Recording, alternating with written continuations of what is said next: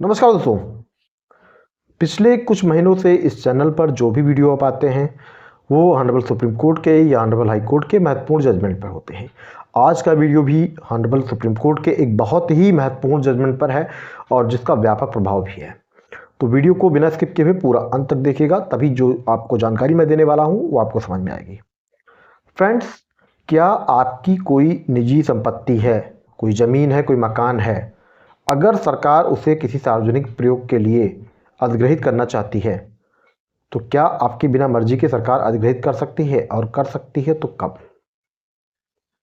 Supreme court का जो judgement है उसमें सुप्रीम कोर्ट ने कुछ सिद्धांत बताए हैं कि क्या अधिकार हैं किसी व्यक्ति के अगर उसकी ज़मीन को अधिग्रहित किया जाए सरकार के द्वारा, और अगर वह व्यक्ति मान लीजिए पर्याप्त मुआवजा उसको नहीं मिल रहा है या वह ज़मीन नहीं देना चाह रहा है तो उस समय उसके क्या अधिकार होंगे। इसी विषय पर ये वीडियो है।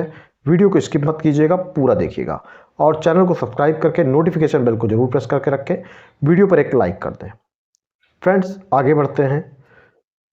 लैंड एक्विजिशन एक्ट 2013, जिसको लाने का उद्देश्य केवल एक था कि किसी भी व्यक्ति की अगर संपत्ति अधिग्रहित की जाती है किसी सार्वजनिक प्रयोजन के लिए, जैसे सड़कें बनाना हो, रेलवे मार्ग बनाने हो, पुल बनाने हो, कोई उद्योग धंधे लगने हो, कोई सरकारी भवन बनाना है, हॉस्पिटल बनाना है, इन सभी कार्यों के लिए या अन्य जो भी कोई कार्य महत्वपूर्ण है जिसे सरकार महत्वपूर्ण समझे कि आम जनमानस के लिए यह महत्वपूर्ण कार्य है, तो ऐसे कार्यों को अगर संपादित करना है उसके लिए ज़मीन की आवश्यकता है, या मान लीजिए कोई प्रॉपर्टी की आवश्यकता पड़ती है कि ज़मीन कहीं से अधिग्रहित किया जाए, किसी का घर पड़ रहा है उसको अधिग्रहित किया जाए, तो उस सिचुएशन में सरकार को जो अधिनियम है उस अधिनियम के प्रावधानों के अंतर्गत ही होकर उस व्यक्ति की संपत्ति को अधिग्रहित करना होता है। सबसे महत्वपूर्ण बात यह होती है कि किसी भी व्यक्ति की ज़मीन या घर मकान अगर अधिग्रहित किया जाता है तो उसे पर्याप्त और उचित मुआवजा दिया जाए, जिसकी व्यवस्था इस लैंड एक्विजिशन एक्ट 2013 में की गई है। अगर वह व्यक्ति जिसकी ज़मीन या मकान मान लीजिए है गवर्नमेंट द्वारा अधिग्रहित किया जाता है किसी सार्वजनिक प्रयोजन के लिए, अगर कोई कार्य योजना है जो पूरी तरीके से प्राइवेट है, निजी व्यक्ति के लिए है या निजी उद्यमियों के लिए है, और उसमें आगे चलकर पब्लिक को यानी वहाँ के जो निवासी हैं उनको कार्य व्यवसाय मिल सकता है, लाभ मिल सकता है, तो उसमें 80% व्यक्तियों की सहमति अनिवार्य है जिनके पास से इस ज़मीन को या प्रॉपर्टी को लिया जा रहा है। अगर कोई पीपीपी पर यानी पब्लिक प्राइवेट पार्टनरशिप के अंतर्गत कोई कार्य योजना है, कोई गवर्नमेंट की योजना है, तो उसमें 70% लोगों की सहमति लिया जाना अनिवार्य होगा।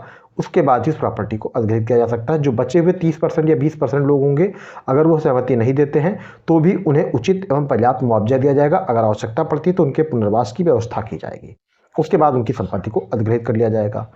तो ये इस एक्ट में व्यवस्था है। साथ साथ ये भी है कि अधिग्रहित किए जाने के 1 वर्ष के अंदर ही, जब भी मान लीजिए नोटिफिकेशन निकला, कलेक्टर ने आदेश जारी कर दिया अधिग्रहण के लिए, तो 1 वर्ष के अंदर ही उस व्यक्ति को पर्याप्त मुआवजा मिल जाना चाहिए। अब आती है मुआवजे की बात। तो अगर मान लीजिए कोई ज़मीन है या घर मकान कहीं कुछ भी है, उसको किसी सार्वजनिक कार्य के लिए अधिग्रहित किया जाता है, सार्वजनिक व्यवस्था के लिए, पब्लिक पर्पस के लिए अधिग्रहित किया जाता है, एक्वायर किया जाता है, तो ग्रामीण क्षेत्रों में जो सर्किल रेट है यानी ज़मीन का जो सरकार ने निर्धारित रेट करके रखा है उससे 4 गुना मुआवजा दिया जाएगा। अगर शहरी क्षेत्र है तो 2 गुना मुआवजा दिया जाएगा। लेकिन इसके बावजूद भी बहुत से मैटर ऐसे हैं जिसमें कहीं ना कहीं विवाद होता है।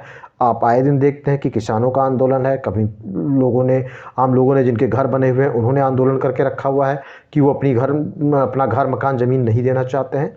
तो इन सब विषयों पर आए दिन कहीं ना कहीं समस्याएं खड़ी होती हैं और लोगों के अधिकारों का हनन होता है। भारतीय संविधान के अनुच्छेद 300A में संपत्ति के अधिकार के विषय में बताया गया है, और उसी संपत्ति के अधिकार की व्याख्या ऑनरेबल सुप्रीम कोर्ट ने इस जजमेंट में की है। ये जजमेंट है Kolkata municipal corporation versus Vimal Kumar Shah and others. इसमें ऑनरेबल सुप्रीम कोर्ट ने कुल 7 सिद्धांत बताए हैं कि अगर किसी व्यक्ति की ज़मीन मकान मतलब अधिग्रहित किया जाता है तो क्या उसको अधिकार हैं और क्या उस पर पूरी व्यवस्था है। तो फ्रेंड्स, इसमें पहला तो अधिकार है कि राइट टू नोटिस, कि उस व्यक्ति को नोटिस दी जाए। दूसरा अधिकार है कि राइट टू बी हर्ड, उसको सुने जाने का अधिकार। तीसरा अधिकार है कि right to be reason decision, मतलब कारण सहित निर्णय का अधिकार है। इसके अलावा जो है कि जो मतलब अधिग्रहण अधिकारियों की ड्यूटी क्या होगी, कि ड्यूटी उनकी ये होगी कि एक्वायर करते हैं तो फॉर पब्लिक पर्पस के लिए एक्वायर किया जाए, ओनली फॉर पब्लिक पर्पस, मतलब केवल और केवल पब्लिक पर्पस के लिए यानी सार्वजनिक कार्य के लिए ही जमीन अधिग्रहित की जाए। पांचवा है राइट ऑफ फेयर कंपेंसेशन, मतलब उचित प्रतिकर का अधिकार। छठा है the right of expeditious process, प्रक्रिया जो है वो शीघ्रतम तय की जाए, ऐसा नहीं हो कि 2-4-5 साल लग जाए किसी प्रक्रिया को करने में, तो उस सिचुएशन में उस व्यक्ति के अधिकारों का हनन हो। और सातवां है द राइट ऑफ कंक्लूजन, मतलब पूरी प्रक्रिया खत्म की जाए, उस व्यक्ति को सुना जाए, उसको रीजन डिसीजन हो और इसके बाद उसको पर्याप्त रूप से मुआवजा देकर या उसके पुनर्वास की आवश्यकता हो तो पुनर्वास की आवश्यकता का अधिकार उसके पास होगा। तो ये सारे राइट्स ऑलरेडी प्रिंसिपल्स जो हैं ये ऑनरेबल सुप्रीम कोर्ट ने इस जजमेंट में तय किया है, Kolkata municipal corporation and others versus Bimal Kumar Shah and others. आपको जजमेंट की डिटेल वीडियो के डिस्क्रिप्शन में मिल जाएगी और अगर आप कुछ फर्दर जानना चाहते हो तो आप मुझसे कमेंट करके पूछ सकते हैं। फ्रेंड्स, आज के वीडियो में इतना ही, आगे मिलते हैं नए वीडियो में नई जानकारी के साथ। जय हिंद, धन्यवाद।